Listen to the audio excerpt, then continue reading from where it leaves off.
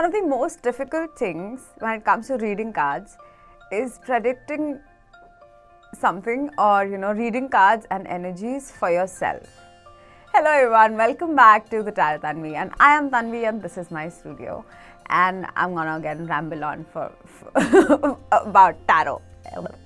Anyway, so the most difficult part, I believe, that is making predictions for yourself. That's why I believe that every tarot reader needs another tarot reader, and that's why most of us go for readings or getting readings, or even when it comes to normal therapy, you need another person or another person to look from another perspective in the simplistic aspect.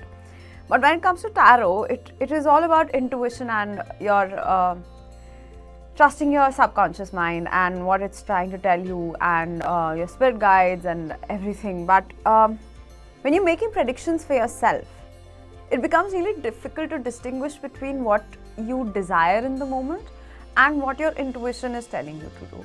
Because our desires sometimes, they can be so strong, that they feel so real, and it feels like this is the only thing that we need in the present moment, while our intuition must be telling us a completely random different thing.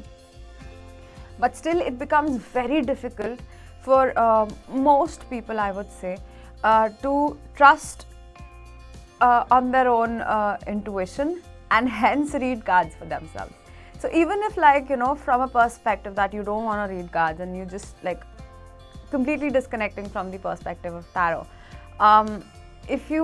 even when it comes to trusting what your soul truly desires, it's really difficult for us to do that without an external coach or a person or a guide, because again, what we desire becomes so it occupies our mind so much that we sort of become blind to what we truly need to do in the present moment, if it makes sense. Let me give you an example. For example, most of us, we pray for so many things, right? We pray to have this and that and that and this. But many times our prayers do not come true. If you look back in the past, there are so many things that you were praying for badly and it did not work out, and now you're sort of glad that it did not work out. It could be like a failed relationship, a job that you were sort of tired of, but you thought that was working at that time, and now you're glad that you're out of it. Or any sort of scenario. There has to be some scenario in everyone's life that we were praying for once, that I hope that this thing really works out, and now we're glad that thank God it did not work out. It's because it did not work out because our intuition did not want it to happen, and it was always guiding us towards another direction. That's why we sometimes mask prayers as a means to just bring our desires that are not coming from our highest good, from the perspective of our highest good in minds, to just make all our desires come true. Okay, I don't know if that was all over the place or something, but what I'm trying to say is that trusting your intuition can be a very confusing process initially, and hence meditation and mindfulness helps you, because the more aware you become of your emotions occupying your mind, of how your anxiety is reacting to a current situation, who are you, and you are separate from your anxiety. This is what meditation helps you to. It helps you disconnect from your thoughts. It does not stop your thoughts, again, huge misconception. Meditation only helps you to disconnect from your thoughts, and that is when you're able to look at your own perceptions of prayers, of desires and wants from a very neutral point of view, and understand what it is that is right for you, is for your highest good in the moment. That could happen with if it's for your highest good, it doesn't mean that you will not go through temporary pain. If for example, if it's change of careers or a change of a relationship, temporary pain is all right, but permanent pain and permanent damage is not good. So to understand the difference between these two, it's important to meditate and disconnect from your emotions, and hence that's how you can read cards for yourself. But yeah, I guess like still reading cards for yourself takes a lot of healing and centering yourself and meditating. So for today, I've already pulled the cards for you, and I have pulled 2 tarot cards and 1 oracle card. So I'm going to start with your reading with the tarot cards, and the first tarot card is the Magician, which has number 1, and the second tarot card is the Son of Cups, which is also called the Knight of Cups in the traditional Rider-Waite tarot. So the Son of Cups talks about an offering, an emotional offering.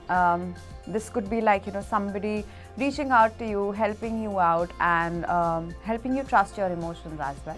So probably, related to what I was talking about, trusting your intuition through another person. So, I'd say like maybe if you have trouble or confusion between a situation, I would say pay attention to what other people are telling you, because those could also be signs from the universe about what is the right thing. So many times we get communications from the universe and our guides through other people, so pay attention to what other people are telling you, not in a way that other people discouraging you is another message that I'm getting, but other people who are encouraging you and trying to give you a positive direction. And how to know if somebody is encouraging or discouraging you, I would say like pay attention to how you feel after talking to a person. If you feel positive, then pay attention to that person's thoughts and perspective. Then the Magician talks about manifestations, creating your thoughts into reality. I would say like this is so important, like once whatever you want, whatever you desire, you have the ability, the willpower, the tools, the necessary even material things to manifest anything and everything that you desire in your life. And I believe that there will be a lot of support. If not right now, if you feel like you don't have enough support for most things in your life, even if it's like an emotional thing, I would say like very soon you'll realize that you do have a lot of support in your life. So the other oracle card that we have today is Surrender to Play. It says take a break from overthinking a goal, do something fun. Playing is a time of recreation and rejuvenation. So when we go out in the nature, when we spend time in the nature, when we do certain types of physical activities, what happens is our attention disconnects from our overthinking and our thoughts, and it comes back to our body.